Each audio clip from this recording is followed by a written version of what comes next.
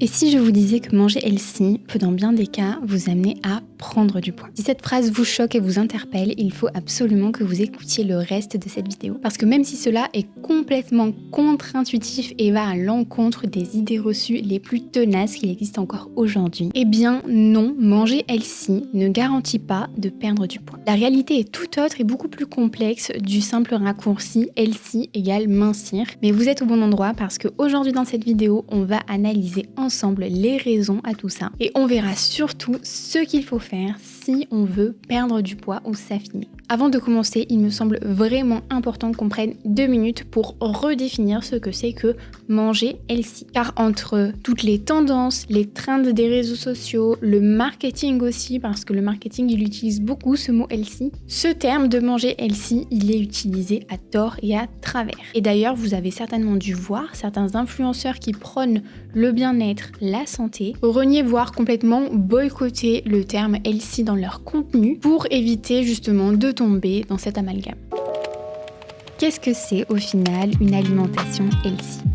Pour définir simplement ce que c'est que de manger healthy, déjà il faut déterminer ce que ça veut dire healthy. Healthy, ça veut dire sain, sainement. Donc manger healthy, c'est manger de manière bénéfique pour notre santé. Ça implique de sélectionner des aliments qui seront bons pour notre santé, c'est-à-dire des aliments qui sont composés d'éléments essentiels pour faire fonctionner notre corps de la bonne façon. Mais surtout, si on veut définir vraiment ce que c'est que manger sainement, c'est manger de manière globalement brute. Je vous donne quelques exemples concrets de ce qu'on retrouve dans une alimentation healthy comme aliment. On retrouve des fruits et des légumes, et pas seulement tout ce qui est vert parce que ça semble être healthy. Non, c'est tous les fruits, tous les légumes. Ensuite, on trouve des céréales complètes. On évite tous les produits transformés, les boissons industrielles, les produits avec sucre ajouté. Dans une alimentation healthy, on limite la consommation de sel, du sel qu'on ajoute, mais aussi on limite les produits transformés qui sont déjà salés. Et ça, c'est pour notre santé artérielle. Ensuite, on sélectionne des graisses saines qui seront bien riches en oméga 3. Et le dernier point, c'est qu'il faut manger suffisamment d'aliments riches en protéines. Ça, en gros, c'est la base de l'alimentation healthy dans les grandes lignes. Sauf qu'ensuite, on va ajouter à ça d'autres choses en fonction des intolérances de chacun,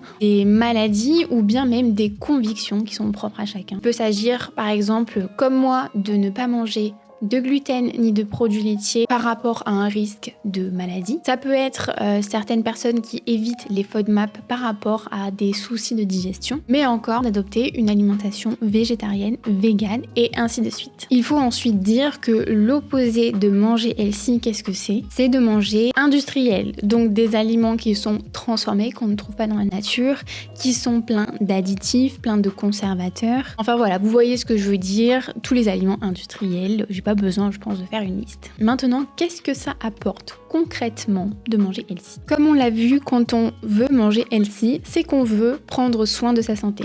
On veut être et on veut rester en bonne santé. Parce que c'est un mode d'alimentation qui va apporter énormément de bénéfices pour notre corps, que ce soit au niveau de notre énergie au quotidien, du confort digestif intestinal, du système immunitaire, de la gestion de notre stress, de notre sommeil. Parce que oui, aussi, manger healthy a une répercussion sur notre santé mentale et pas que physique. Et encore, ce n'est qu'une petite liste de tous les avantages que ça peut représenter. Manger healthy, ça peut également fortement prévenir l'apparition de maladies. Des maladies chroniques, que ce soit des maladies cardiovasculaires, des cancers, mais également de prévenir et surtout de ralentir le vieillissement. Si ça vous convainc pas, là... Je sais pas. Par contre, vous voyez que dans tout ce que j'ai cité, je n'ai pas abordé le thème de la perte de poids. Ou alors le fait de transformer sa silhouette. Tout simplement parce que ce n'est pas le but lorsqu'on mange healthy. Il s'agit surtout de prioriser notre santé et de prévenir l'apparition de certaines pathologies. Alors pourquoi manger healthy ne suffit pas à transformer notre silhouette ? Pourquoi manger healthy ne suffit pas ? Pour comprendre pourquoi manger healthy ne suffit pas à perdre du poids, il faut s'intéresser sur qu'est-ce qui provoque une perte de poids. Eh bien, c'est le déficit calorique. Le déficit calorique, c'est avoir des apports moins élevés que les dépenses de notre corps au quotidien. Pour imager et simplifier la chose, ça sera vraiment parlant pour tout le monde, il faut voir une balance. Je vais vous mettre une balance à l'écran si j'y arrive. D'un côté de la balance, on va avoir les calories ingérées sur une journée. Donc ça, c'est les apports. Et de l'autre côté de la balance, on va avoir les calories dépensées. Lorsqu'on souhaite perdre du poids, il faut simplement faire en sorte que nos dépenses soient supérieures à nos apports. Si ça vous intéresse, je vais vous expliquer un peu plus tard dans la vidéo comment faire en pratique. Donc ça explique comment on perd du poids. Maintenant, au niveau des aliments healthy, il y a un amalgame qui est très souvent fait qui consiste à croire que les aliments healthy sont moins riches en calories que les autres aliments. En pratique, c'est pas du tout le cas, c'est même parfois complètement l'inverse. Tout dépend des aliments. Et c'est ça qui fait que même si on ne consomme uniquement vraiment des aliments healthy, on est à 100% aliments healthy, sans faire attention à la quantité de nos apports au quotidien et également à notre répartition en macronutriments, donc glucides, lipides, protéines, eh bien on a très vite fait d'être en surplus calorique et donc prendre du poids. Parce que, vous l'avez compris, manger healthy ne suffit pas. C'est d'ailleurs pour cette raison que tous les e-books de recettes que j'ai faits, qui sont disponibles sur mon site, dans le titre, j'ai précisé que c'était des recettes fit et healthy, et pas seulement des recettes healthy. Parce que je les ai pas non seulement pensées pour être bonnes pour notre santé, mais je les ai aussi pensées pour qu'elles puissent s'intégrer facilement au niveau de la répartition des macronutriments d'une portion dans une diète avec des objectifs de transformer sa silhouette. Pour vous prendre un contre-exemple d'une recette fit et healthy et donc une recette 100% healthy seulement. La première recette qu'on pense quand on pense à recette healthy, c'est les avocado toast. Pour vraiment illustrer ça, j'ai calculé les macros pour une portion d'avocado toast avec comme ingrédient une grosse tranche de pain ou deux petites, un petit avocat, un œuf poché ou un œuf mollet qu'on mettrait du coup sur la tartine et une poignée de noix, ce qui fait à peu près 20 grammes. Je vous laisse 2 secondes pour imaginer à peu près les macros, les calories que ça peut avoir, si ça vous semble quelque chose de riche ou pas.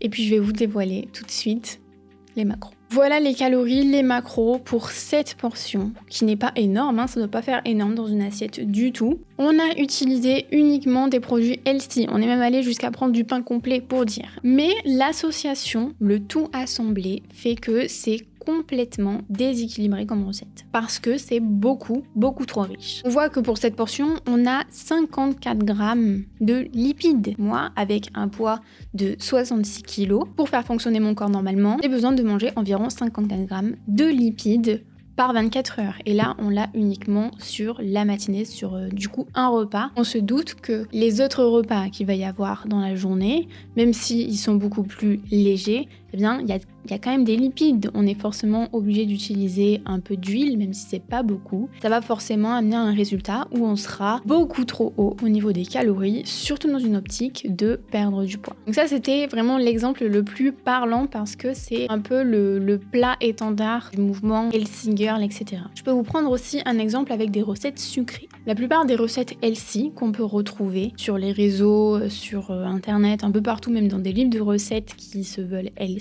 ces recettes sucrées vont très souvent être déséquilibrées parce que on va retrouver dans une seule recette, une seule portion, du chocolat. Ça va être du chocolat noir pour que ce soit plus healthy, du peanut butter. Le peanut butter, c'est vu comme quelque chose de beaucoup plus healthy et en général, on en met 1 tonne en remplacement du beurre, en remplacement du Nutella, etc. De l'huile de coco, de la poudre d'amande par exemple, d'oléagineux. On peut rajouter en plus quelques éclats de noisettes, etc. Ça, on retrouve par exemple dans tout ce qui est cookies, brownie et même du granola d'ailleurs. Encore une fois, ce n'est que des produits healthy, mais c'est complètement déséquilibré au final, au niveau des macros et au niveau de l'apport calorique que l'aliment en fait va nous apporter. Toujours dans une optique de perte de poids bien sûr, ça va tout simplement pas nous convenir et pas nous amener à réaliser nos objectifs. Et le troisième exemple que j'ai pour vous, il est assez intéressant, c'est avec les pâtes et le riz complet. Il y a beaucoup de personnes qui pensent, parce que je reçois beaucoup de messages qui vont dans ce sens, que étant donné que le riz complet et les pâtes complètes sont des aliments beaucoup plus healthy parce que moins raffinés, c'est des aliments qui ne font pas grossir, qui sont donc régimes. Sauf qu'en pratique, quand on regarde les macronutriments et donc l'apport calorique, c'est exactement la même chose que des pâtes blanches, que du riz blanc. Ça ne change pas l'apport vraiment calorique et les macros, même si ça va apporter d'autres bénéfices. Et des exemples comme ceux que je vous ai donnés, il y en a beaucoup. Il y a beaucoup de clichés qui ont la vie dure encore aujourd'hui et qui sont diffusés en masse sur Instagram, TikTok, les réseaux sociaux et même on les voit sur les articles de sites. Maintenant qu'on a vu ça, comment perdre du poids ? Comment réussir sa perte de poids ? On l'a vu, il faut mettre en place un déficit calorique. Je ne pourrai pas vous détailler exactement tout ce qu'il y a à savoir sur le déficit calorique, la répartition des macronutriments et les méthodes pour perdre du poids, car ça prendrait des heures et des heures. Et c'est finalement tout ce que j'ai détaillé dans mon guide de la sèche Fit and Burn qui fait plus de 180 pages. Et si on reprend notre exemple de la balance, il va falloir faire en sorte que nos dépenses soient supérieures à nos apports pour faire pencher la balance. Très concrètement, il y a 2 manières d'y arriver. Première méthode, on a notre balance, c'est de venir baisser nos apports. La deuxième méthode, c'est de venir augmenter nos dépenses, sans forcément toucher à nos apports. La troisième méthode bonus, c'est de venir faire un compromis entre les deux. C'est-à-dire qu'on va venir baisser un tout petit peu nos apports et on va venir augmenter un tout petit peu nos dépenses. Si vous avez suivi mes précédentes sèches que je vous avais filmées en série de vlogs, vous savez que c'est cette méthode bonus là que j'ai sélectionnée et qui m'a aidé à réussir ma sèche. Donc en soi, c'est pas du tout compliqué. La complexité, ça va être de réussir à déterminer où se situe notre maintenance calorique déjà, pour savoir où est-ce que la balance elle est stable. Ça c'est vraiment le gros point de départ à une perte de poids. Et comme je vous l'ai déjà expliqué dans plein de vidéos, si vous suivez la chaîne, vous le savez, mais les besoins caloriques varient énormément entre une personne et une autre. C'est quelque chose de très individuel qu'il faut personnaliser à soi. Je cite très souvent l'exemple des filles que j'ai en coaching parce que j'ai pas mal de filles en coaching et elles sont toutes différentes et il faut bien sûr s'adapter à chacune pour leur permettre d'atteindre leur objectif. Parce que j'ai des filles en coaching qui se maintiennent au niveau de leur poids en mangeant 3000 calories et d'autres filles se maintiennent à 1600 calories. C'est complètement différent. Donc ça implique vraiment une perte de poids, d'apprendre à se connaître, d'apprendre à connaître nos besoins et ça passe par une réelle observation de soi. Par contre, maintenant vous l'avez compris, que vous ayez une alimentation 100% healthy ou 100% industrielle, ce qui va vraiment faire la différence dans est-ce que vous perdez du poids ou pas, et ça c'est vraiment la notion principale à retenir, c'est la mise en place du déficit calorique. Mais, parce qu'il y a toujours un mais, comme on va le voir maintenant, le fait de manger healthy peut réellement être une aide et déterminant dans le fait de réussir son déficit calorique. Manger healthy peut être une aide et parfaitement conciliable avec une perte de poids. Là où le fait de manger healthy va être une aide énorme, vraiment, pour une perte de poids, c'est que de manière générale, on aura beaucoup, mais beaucoup moins faim en mangeant healthy qu'en mangeant industriel. Vous savez, comme moi, que entre manger un Mars et manger un snack healthy qu'on se fait maison, donc ça peut être des pancakes, ça peut être un smoothie bowl, un overnight porridge, un porridge tout court, des muffins. Entre les deux, le Mars sera beaucoup moins rassasiant qu'un snack complet healthy et probablement même le Mars sera plus calorique. Donc en ce sens, manger healthy peut être vraiment une réelle aide à la condition qu'on sache bien sûr doser les bons ingrédients pour éviter de tomber dans les pièges qu'on a vus avant, en utilisant les bonnes proportions, les bonnes quantités, sélectionnant les bons ingrédients pour pouvoir respecter le déficit calorique. L'autre gros avantage à manger healthy pendant un déficit calorique, c'est qu'on va avoir des apports en vitamines et minéraux bien plus importants. Et ça, c'est vraiment indispensable dans une perte de poids. Pourquoi ? Parce que ça aide tout simplement le corps à bien fonctionner et donc à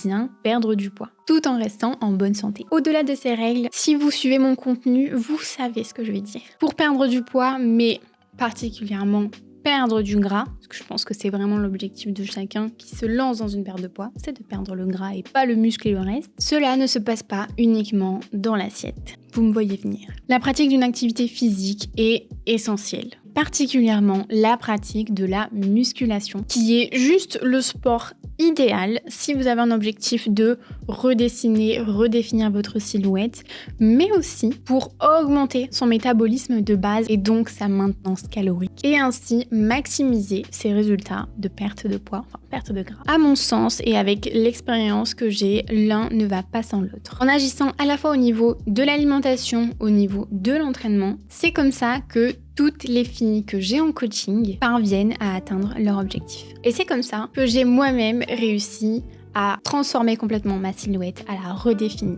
Et c'est ce que j'essaye de vous transmettre à travers mon contenu sur YouTube, sur Instagram, puis à travers aussi mon site, mes coachings, depuis tant d'années. Et si ça vous intéresse d'en savoir plus sur mes coachings personnalisés en ligne uniquement pour les femmes, je vais vous mettre un lien ici en description pour que vous puissiez avoir toutes les infos directement sur la page de mon site. Réservez votre place pour débuter le suivi avec moi dans la limite des places qui sont disponibles sur le site. J'espère sincèrement que cette vidéo a pu vous aider à bien distinguer la différence entre manger healthy et manger pour perdre du poids. Que cela vous soit vraiment utile dans vos objectifs de maintenir votre santé, de prévenir les maladies, c'est quelque chose d'essentiel vraiment à la vie de chacun, mais également dans vos objectifs de perte de poids si c'est le cas pour vous. J'espère que ça vous évitera de tomber dans les nombreux pièges qui existent aujourd'hui et qui font perdre du temps et de l'énergie. N'hésitez pas à liker la vidéo et à vous abonner à la chaîne, et moi je vous retrouve mercredi prochain pour une toute nouvelle vidéo. Et puis d'ici là, portez-vous bien.